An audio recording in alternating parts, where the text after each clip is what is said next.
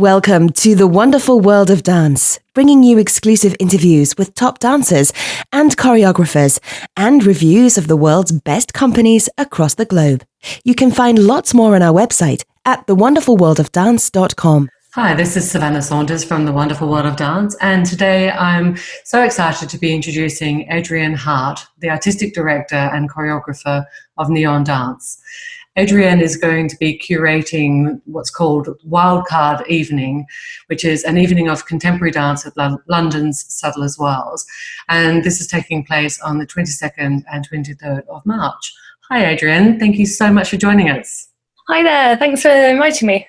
So, tell us all about yourself. Tell us, when did you start dancing and why did you start dancing in the first place?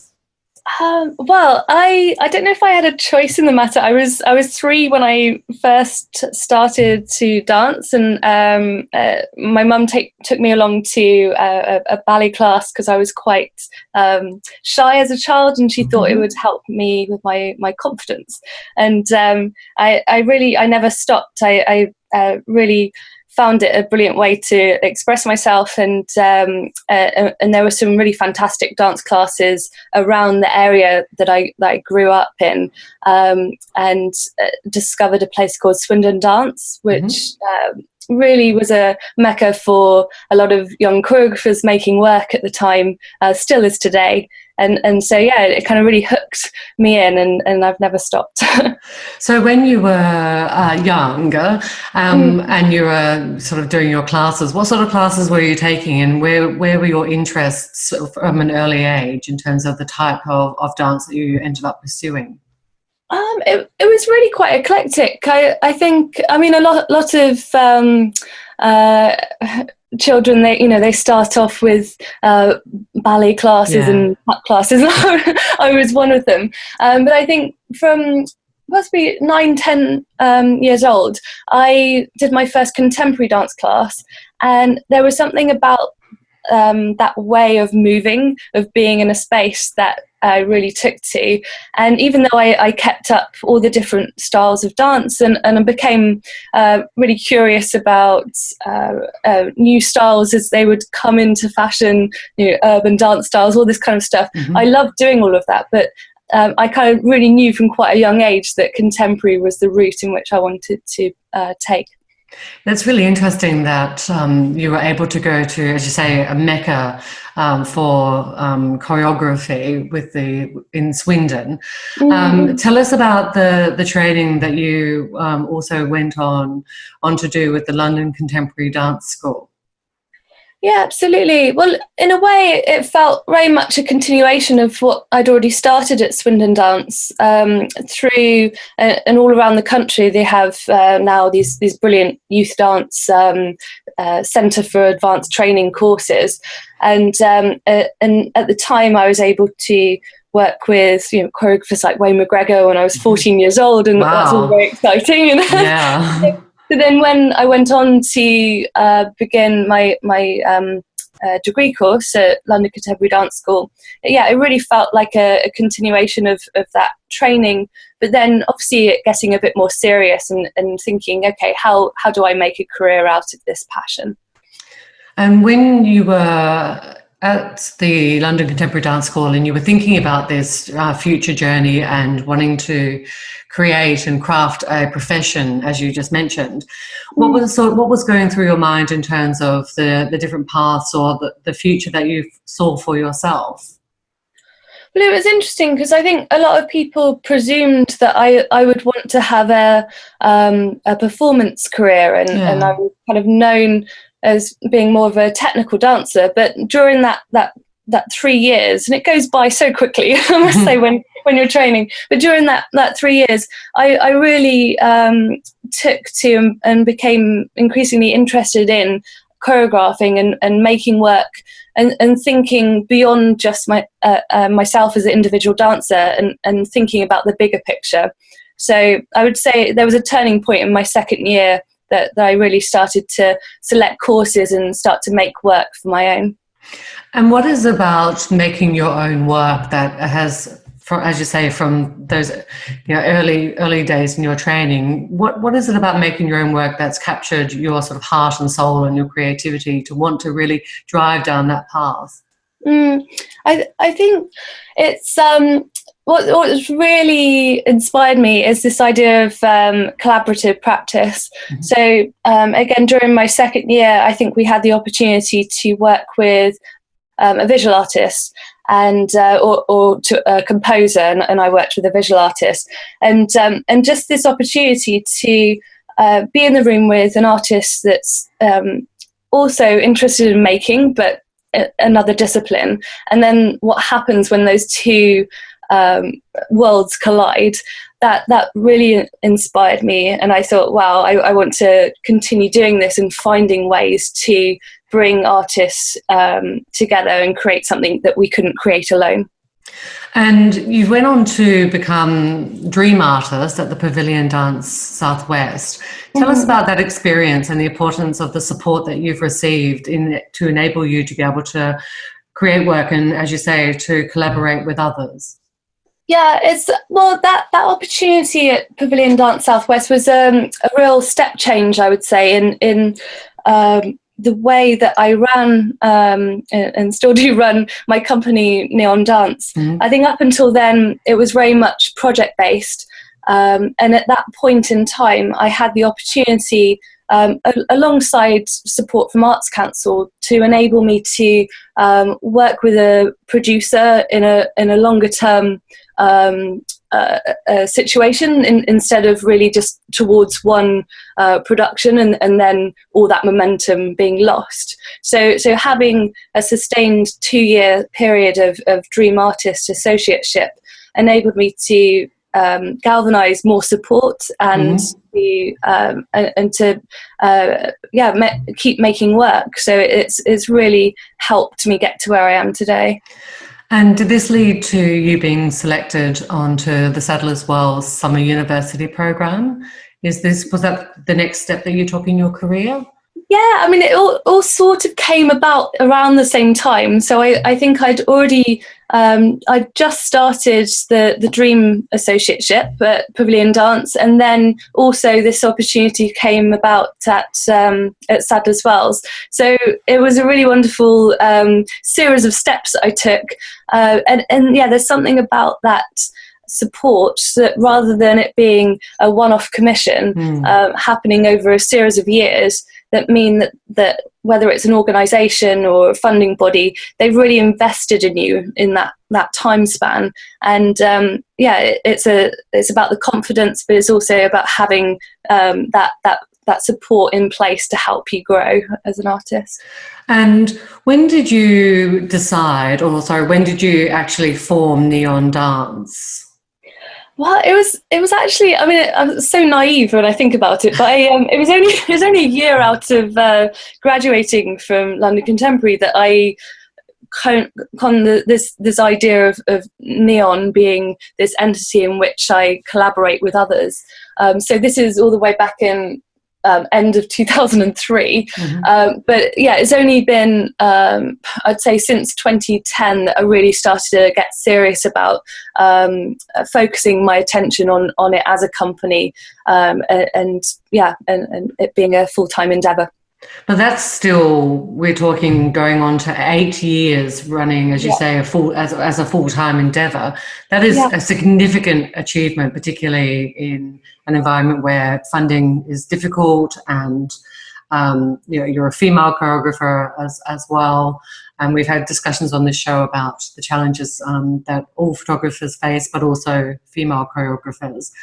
I'm interested to learn about the name of your company, because it's not called, for example, Adrienne Hart Dance Company. It's Neon Dance. Where does this come from?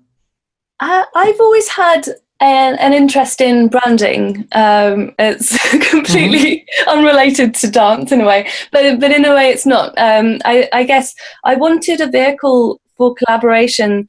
Of course, Neon Dance and me as a choreographer, we are in a way one and the same.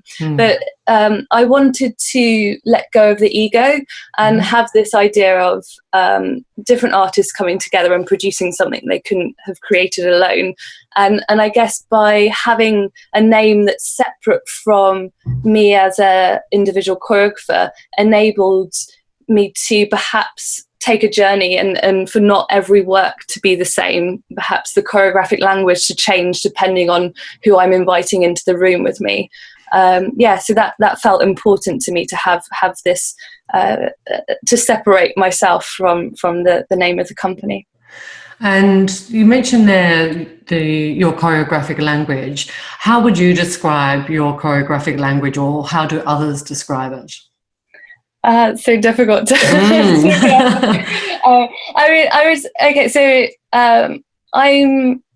I'm really aware of the fact that as a choreographer, as a dancer, having trained in the UK at a particular dance school, I'm going to have been coloured and shaped by my training. So you will see, the architectural lines of Cunningham, because I've spent a lot of time doing Cunningham technique. You will see moments of floor work that you can reference from make historical references there too. But the language, I'd say it's highly technical, but there's a layering that goes on that's to do with an emotional intelligence in the performers that I work with, and the other element is the collaborative element. So right now I'm working with an amazing fashion artist who makes these artifacts that are wearable, and that colours and shapes the language that's produced, if that makes sense. Absolutely. Love fashion, love dance. I love anything that brings those two things together, and to be able to see how your choreography would respond to this fashion-based artifact. To me, it seems quite structural in my mind. It'd be really interesting to see that. I'm interested to hear about some of the work also that you have presented in a variety of spaces, Glastonbury all the way to the Royal Opera House.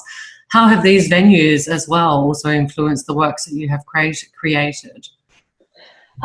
Well, when you have the opportunity to rehearse at the Royal Opera House, it's obviously that particular a studio setting. It's going to have an influence. Absolutely, I believe that architecture can have a profound influence on the body.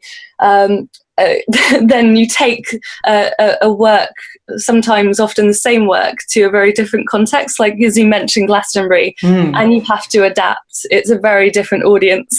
Yeah.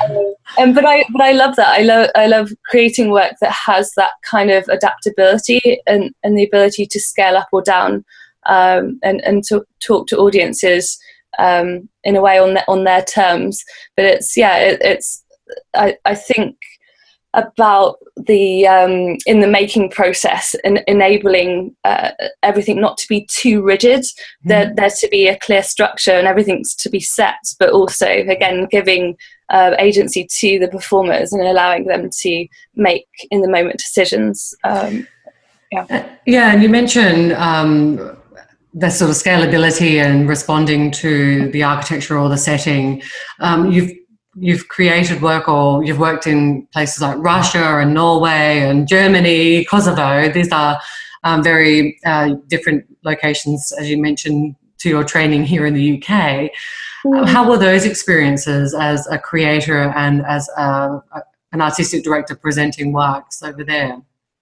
I love doing stuff like that, putting myself absolutely in the deep end, and again discovering what it is about me that makes me British or female choreographer, all these kind of tags, and then what's left that's kind of uniquely mine to take, and for example, working in Kosovo, that was a wonderful experience to work alongside a brilliant director, seeing how she works with her actors, and how I get over a language barrier. And that was exactly the same in Russia. I was working with 4 male ballet dancers who didn't speak English. And so I was working through a translator. But, the body is an amazing thing and says so much. So we were able to work quite productively in the space. That sounds amazing. Did you record it visually? Did you video any of those moments or those sessions in the studio? That's a good point. It was such a long time ago now. I think there's definitely, I think there is some documentation hidden away. I'll have to check your socials, because that sounds really like a really interesting sort of experience to be able to, from the outside, look into and see how that works. That sounds really interesting. So let's talk about the wildcard event that you're curating at Settlers Wells. You're back with the Settlers Wells that you clearly have a very close relationship with. Talk to us about how this came about. Well, I think initially Eva, who's the in charge of artistic programming at Sadler's Wells, approached me about a wild card, and we've been talking for a couple of years now about the possibility of doing something. But at the time, I was saying, I've become really interested in doing full-length work. How could a curated evening function? It was only quite recently that I got back in touch and said, okay, I think I've got an idea here. Can I pass this by you? And the brilliant thing about Sadler's Wells is they're so responsive. So I was able to have pretty much only the seed of an idea, which is that there's on the 88th day of the year, every year for the last 3 years, there's been Piano Day, International Piano Day, and that's been set up by a collaborator of mine, Niels Fromm. And so I said I'd love to do an event that is about live dance and music coming together, and kind of echoes my ethos around collaborative practice. And they were absolutely up for doing that. So yeah, I've been really excited ever since, really. So what can people expect from the evening? Give us any type of hint, for audience who are thinking, oh, well, wildcard, that sounds really interesting. A curated evening, piano. What do you hope or think that they might walk away from the experience thinking or feeling? Well, yeah. So the piano is going to be featured, absolutely. We've got a beautiful piano being set up in the space.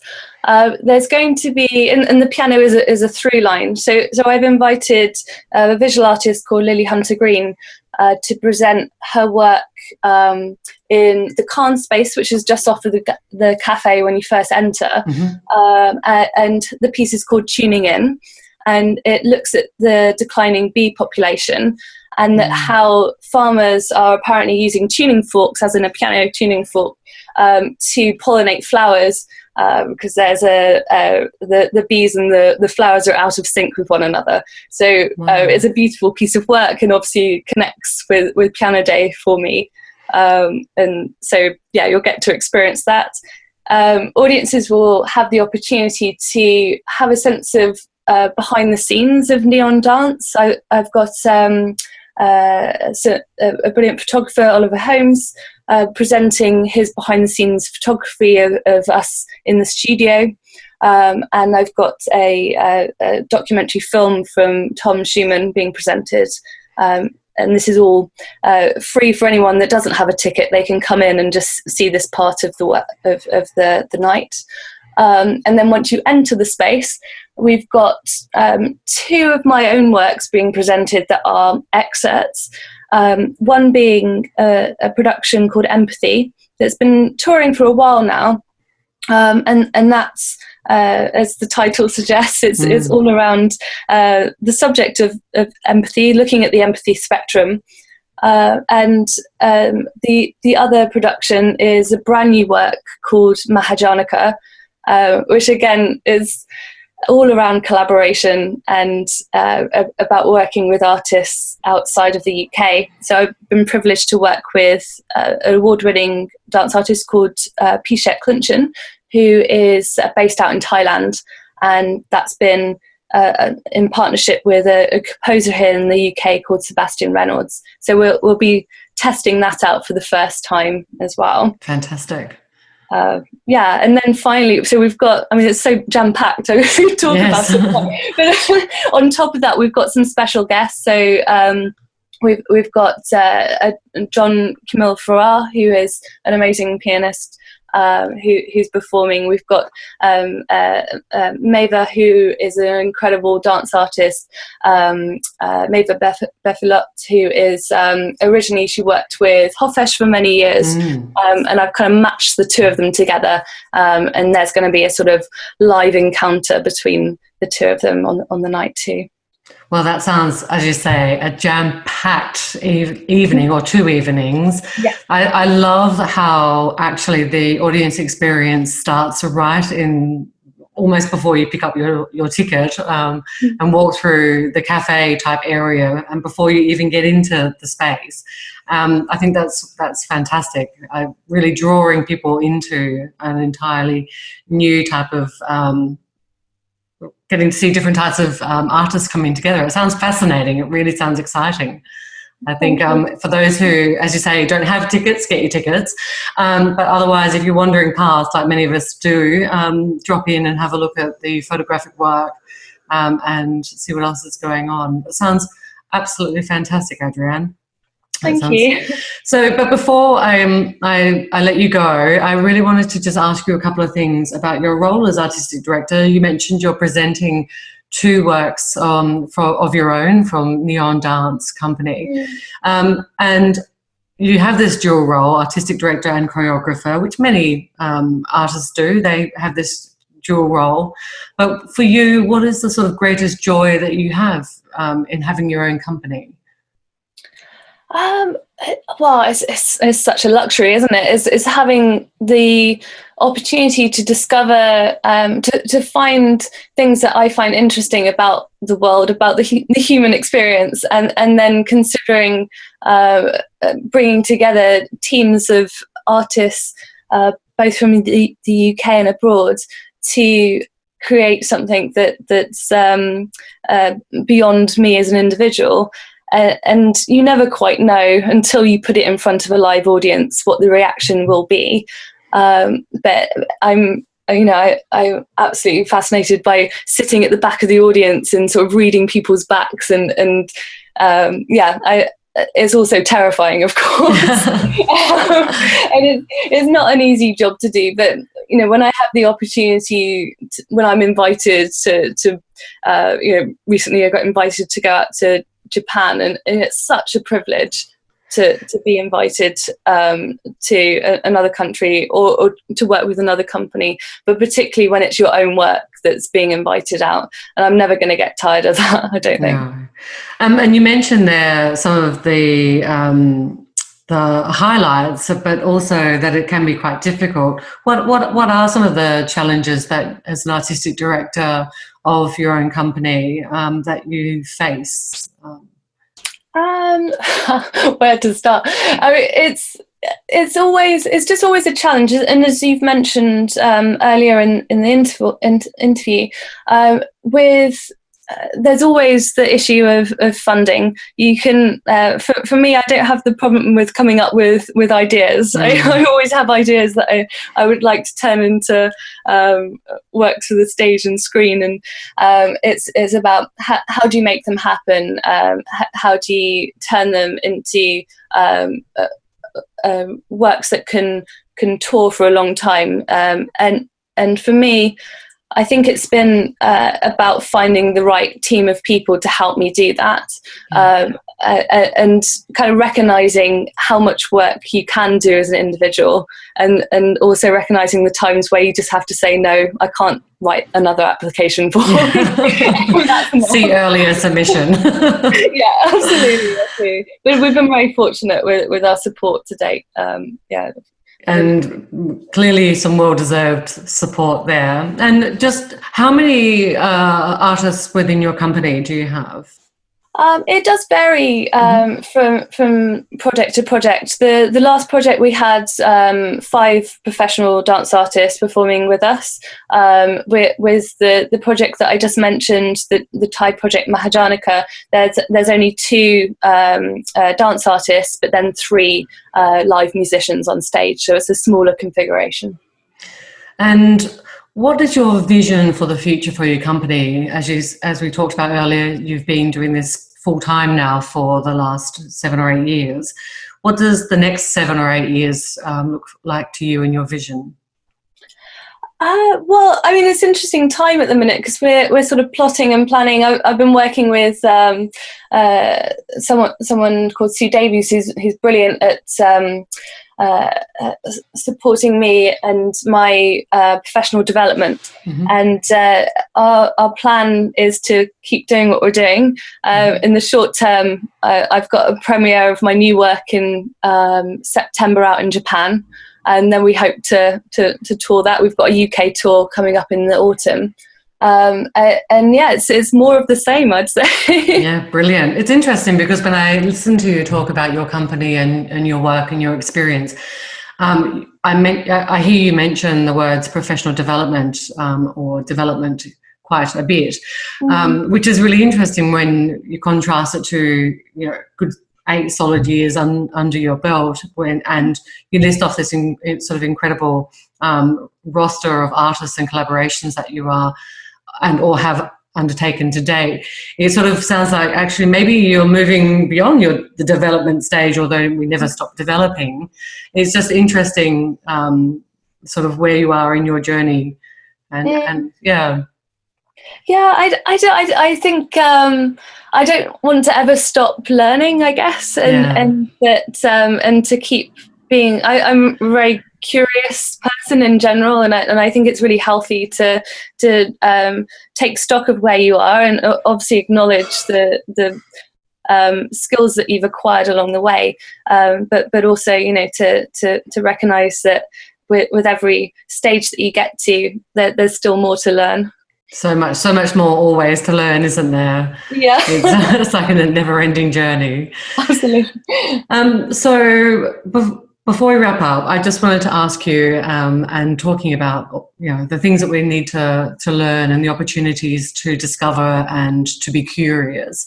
What advice do you have for other aspiring choreographers and particularly other aspiring female choreographers who would listen to your story and think, I wouldn't mind following in your footsteps? Gosh, it's so hard because I think every journey is so individual. So it's very hard to give one piece of advice. I would say don't be afraid to ask for things. It sounds like really obvious stuff, but a lot of the time, some of the artists that I'm working with or have worked with in the past, or funding or support that I've received, it's because I've just asked for it. I haven't waited for someone to come knocking at my door. So yeah, kind of be bolshy sometimes and not be afraid to ask for what you're after. I think that's great advice, in fact, and for those who would love to have their own company, their own career, collaborations like yourself, asking what simple, wonderful advice. I just want to thank you very much. Well, I'm really excited for the Wildcard event for you. That sounds absolutely amazing. And for everyone, please go get your tickets and check out Wildcard on the 22nd and 23rd of March from Sadler's Wells website, sadlerswells.com. Thank you so much, Adrienne, for joining us. Don't forget to subscribe. We've got some incredible interviews coming up with principal ballerinas and renowned choreographers. We love dance and ballet, and we hope you'll love us. Join us on Facebook and Twitter.